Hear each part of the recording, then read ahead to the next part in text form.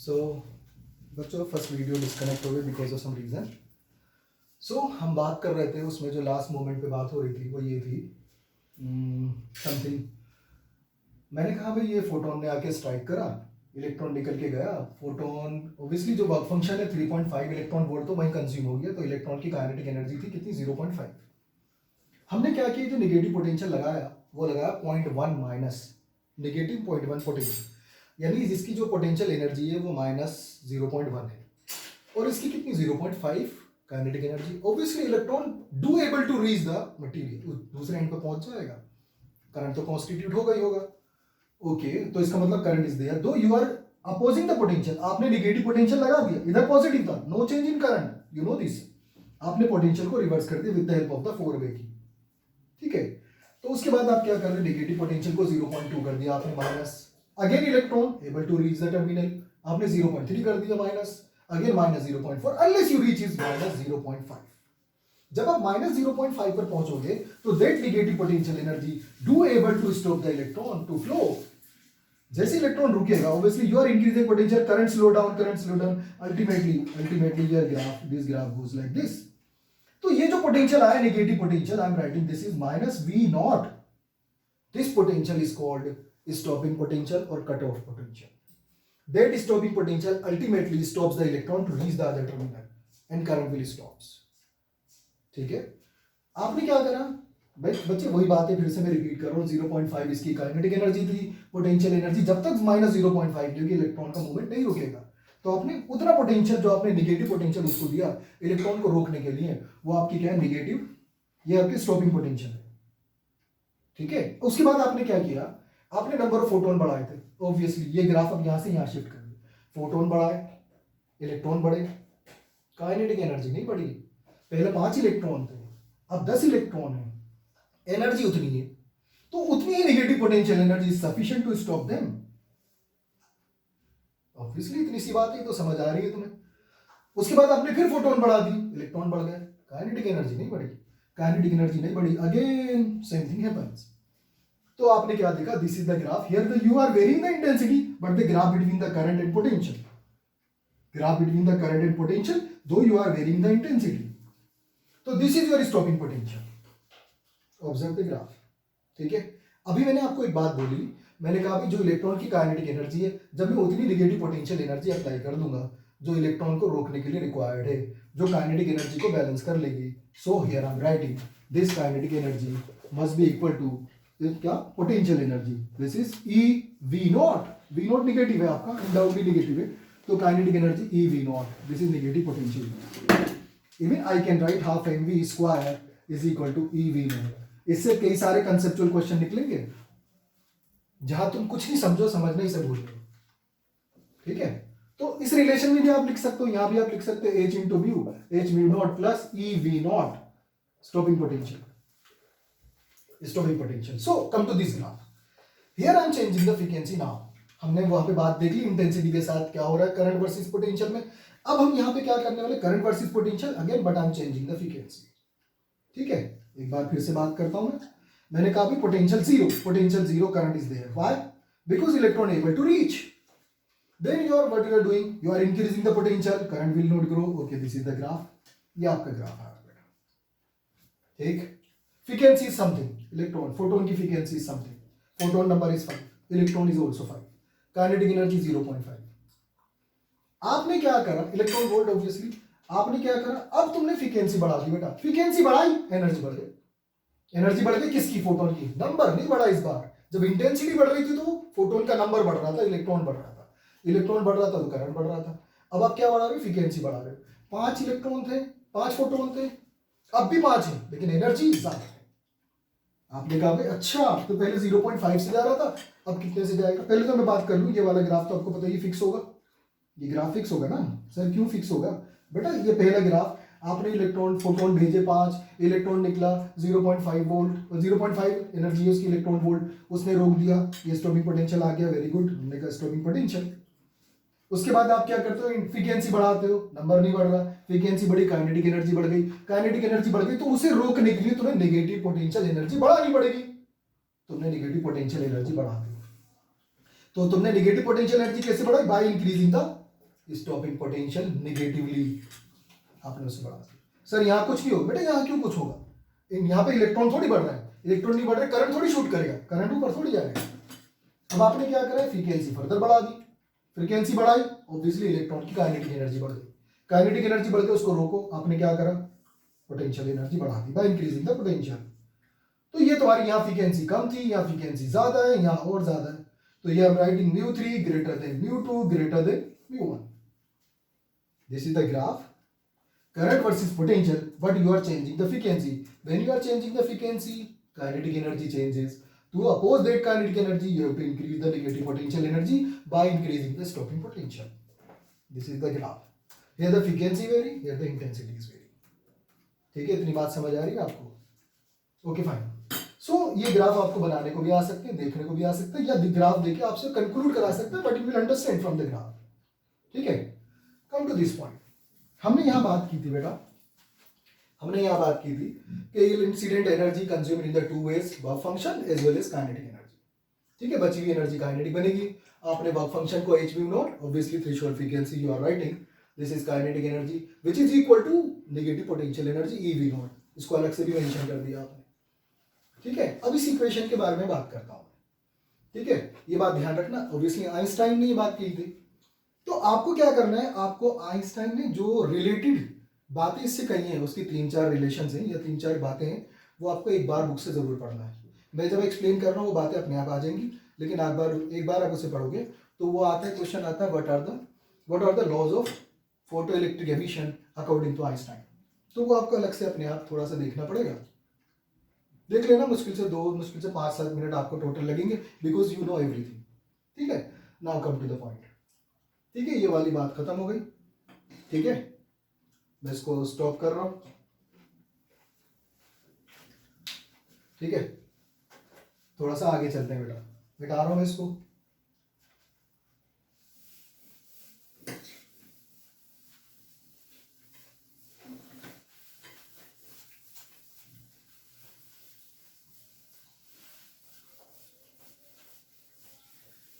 अब आपको पता रहना चाहिए फोटो इलेक्ट्रॉन्स क्या है, फोटॉन्स क्या है। ठीक है, स्टॉपिंग पोटेंशियल क्या है, फ्रीक्वेंसी से क्या चेंज आता है, इंटेंसिटी से क्या चेंज आता है, this you have to know. ठीक है, और obviously most of the thing you already know. Now come to this one. ये बात अपनी जगह कंफर्म हो चुकी है कि kinetic energy is equal to E V nought. ये मैं बात कर चुका हूँ आपसे, इस पे अलग से पार्ट होता है, अलग से बात होती है अक्सर क्वेश्चंस में। So this I am writing बेटा, इधर सुनो, हमने क्या लिखा, इसको मैं इस तरफ ले जाता हूँ, H on the other side, h is common, mu minus mu naught is equal to e v naught. If I change the frequency, this equation I may write like this: h into change in frequency delta mu.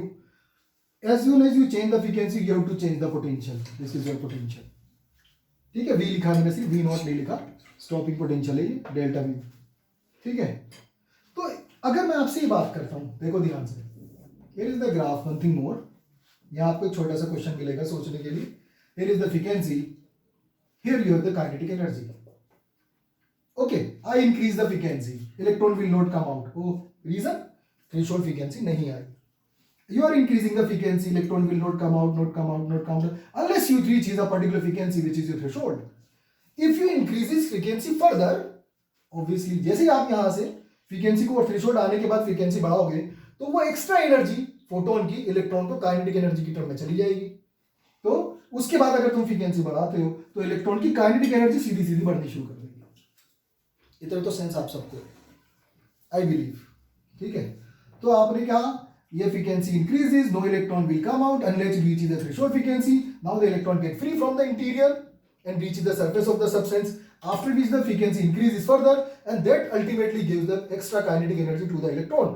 You are increasing the frequency, kinetic energy rises, graph will be straight line. ठीक है, एक बात ध्यान रखना, same graph can also be done in between E V naught, because kinetic energy is equal to negative potential energy. ये बात ध्यान रखना। ओके, थोड़ा आगे बढ़ते हैं बेटा। तो मैंने कहा भाई ये ठीक है, ग्राफ हमारे सामने आ गया, आपको क्या काम करना है, एक तो आपको करना ये बताना, ये जो स्लो, ये जो इंटरसेप्ट, ये इंटरसेप्ट किसको रिप्रेजेंट कर रहा है, थ्रेशोल्ड फ्रीक्वेंसी को। तो ये वाला इंटरसेप्ट है, ये इसको एक्सटेंड करो पीछे, ये किस चीज को रिप्रेजेंट करेगा? Don't see the book, think it yourself, ठीक है? Definitely you will get the answer. इस एक्सिस पे क्या चल रहा है? एनर्जी, तो ये भी एनर्जी होगी कोई सी, सोचोगे समझ में आ जाएगा, ठीक है? अच्छा आगे बढ़ो, मैंने कहा भाई इसका स्लोप बताओ, व्हाट इज द स्लोप? आप आराम से बता सकते हो बेटा स्लोप क्या चीज है। Vertical change to the horizontal change को मैंने 2 पॉइंट चूज कर लिए, 2 पॉइंट है मेरे पास, ये और ये वर्टिकल चेंज है, हॉरिजॉन्टल चेंज है। वर्टिकल चेंज कौन है? Change of potential. Horizontal change कौन है? चेंज ऑफ फ्रीक्वेंसी, ठीक है? Slope you know, this angle सब आता है बेटा आपको। So here you are writing, यहां पर आप लिख रहे हो बेटा दिस इज वर्टिकल चेंज यानी change in potential, this is horizontal change. You know the slope, vertical change upon horizontal change, आपने पढ़ा होगा ना मैथ्स में, y2 minus y1 upon x2 minus x1 is equal to m slope. तो same thing, this is vertical change upon horizontal change, delta v upon delta mu. Okay fine, delta mu upon delta mu, I am writing delta v upon delta mu. What is this now? This is your vertical change and this is your horizontal change. इनको answer बताओ क्या आ गया बेटा? हाँ बोलो। So delta v upon delta mu is equal to h upon e, this is your slope, ठीक है? एक चीज का ध्यान रखना बेटा, अगर मैं ये ग्राफ आपसे कहूं, अगर ये ग्राफ मैं आपसे कहूं कि same graph I am plotting, here I am writing only potential I am writing, और here you have frequency, this is your threshold undoubtedly, ठीक है? Same graph obtained, same graph का नेचर सेम होगा, graph का look same होगा, लेकिन axis पे कौन है? पोटेंशियल, यहां कौन है? फ्रीक्वेंसी। तो ये जो एक्सिस है पोटेंशियल को रिप्रेजेंट कर रही है। अब ये जो इंटरसेप्ट है ये किसको रिप्रेजेंट करेगा? सम काइंड ऑफ पोटेंशियल, ये भी आपको बताना है। सुन लो मेरी बात ध्यान से। अब आपको क्या करना है बेटा, यहां पर भी आपने क्या बताना है, ये जो आपने निकाला ना वर्टिकल चेंज, ऑब्वियसली पोटेंशियल का change, and this is your frequency change. तो एक्चुअली इस ग्राफ का स्लोप लिखा है मैंने यहां पर, थोड़ा दिमाग लगाओ ना बेटा। आपने क्या करा, वर्टिकल चेंज में किसको लिया? पोटेंशियल को। हॉरिजॉन्टल में किसको लिया? फ्रीक्वेंसी को। तो वो तो इस ग्राफ के अंदर है, ये सारा पोटेंशियल का चेंज है, ये सारा फ्रीक्वेंसी का चेंज है, पोटेंशियल का चेंज, फ्रीक्वेंसी का change, h upon mu, basically slope of this graph. What about the slope of this graph? Here you have the energy. इसका कैसे लिखोगे बेटा? सोचो, आंसर मिल जाएगा, यहीं पे आंसर है तुम्हारा, यहीं पे आंसर, समझ जाओगे तुम, आई नो, ठीक है? बताना स्लोप कितना आ रहा है, ठीक है? वर्टिकल चेंज में कौन है? Potential into charge, potential into charge upon change in frequency.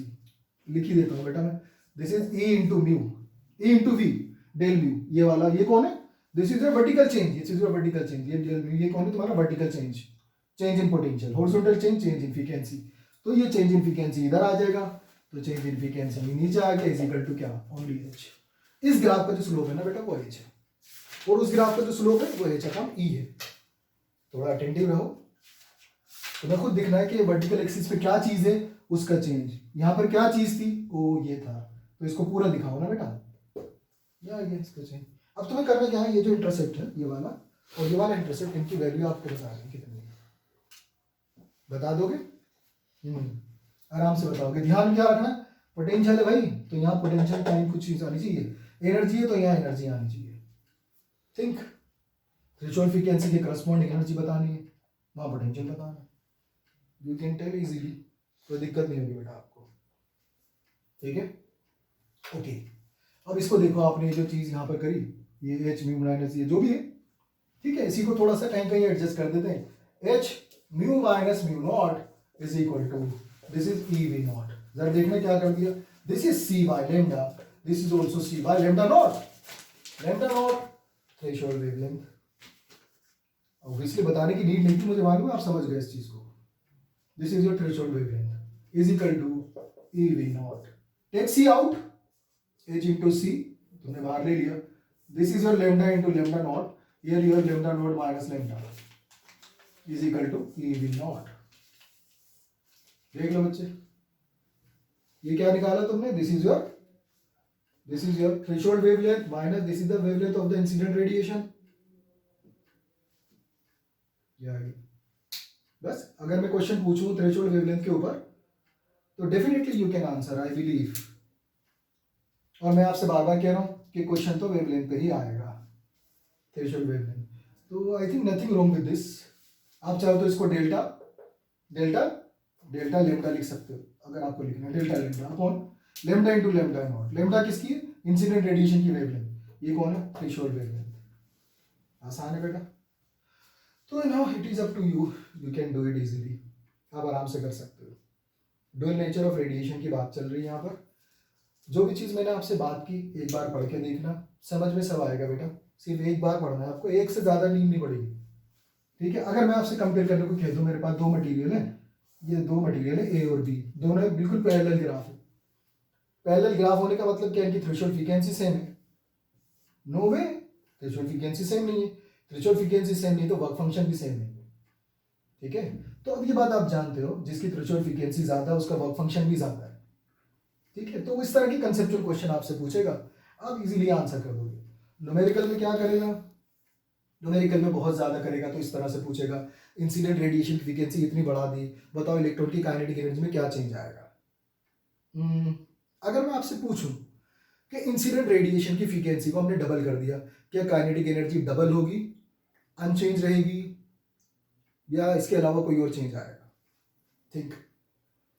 Most of the equation will say कि अगर हम फ्रीक्वेंसी को डबल कर देंगे तो काइनेटिक एनर्जी भी डबल हो जाएगी। It is a wrong answer, it is a wrong answer, you can search it yourself. आप थोड़ा सोच के देखो कि अगर मैं फ्रीक्वेंसी को डबल करता हूं, ठीक है, तो क्या काइनेटिक एनर्जी भी डबल होगी? नामुमकिन, ऐसा नहीं होता बेटा, ध्यान रखने से बोल। अगर मैं फ्रीक्वेंसी को ट्रिपल कर दूं तो क्या काइनेटिक एनर्जी ट्रिपल होगी? No way, it is something else, it is something else. You can think, आप इसको सोचो कि ऐसा क्यों बोल रहा हूं मैं, आपको खुद समझ आ जाएगा बच्चे, ठीक है। चलो थोड़ा सा आगे बढ़ते हैं, ये चीज तो एक बात हो गई खत्म, आपने समझ भी ली। पढ़ के देखना इसको, आइंस्टाइन के क्या कहते हैं फोटोइलेक्ट्रिक इक्वेशंस को, वो लिखी थी मैंने इक्वेशन, ये इक्वेशन है आइंस्टाइन की इक्वेशन, यही है आपके पास। एक बार इसको देखना, किसी भी बुक से पढ़ लो, एनसीईआरटी से या किसी अदर बुक, समझ में आ जाएगा। बहुत सिंपल सा चैप्टर है बेटा, इसके कंसेप्चुअल और ग्राफ इंपॉर्टेंट है। इसके अगर तुमने सारे कंसेप्चुअल पढ़ लिए, तुमने चैप्टर कर लिया। मेरी बात समझ रहे हो? कंसेप्चुअल इसके बहुत इंटरेस्टिंग है। आप जो भी आपके पास बुक है, S L Arora, Pradeep, ABC और वट एवर, एच वर्मा, तो आप उससे क्या करो, सिर्फ कंसेप्चुअल पार्ट पढ़ो, आपका चैप्टर रेडी हो जाएगा, ठीक है। चलो आगे थोड़ी सी बात करते हैं, ठीक है।